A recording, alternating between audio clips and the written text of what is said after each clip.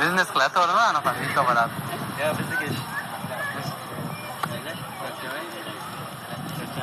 To'shatdami, sog' bo'lasizlar. Alaka, rahmat. Zasran. Gaplashamiz. Sog' bo'lasizlar. Artishi.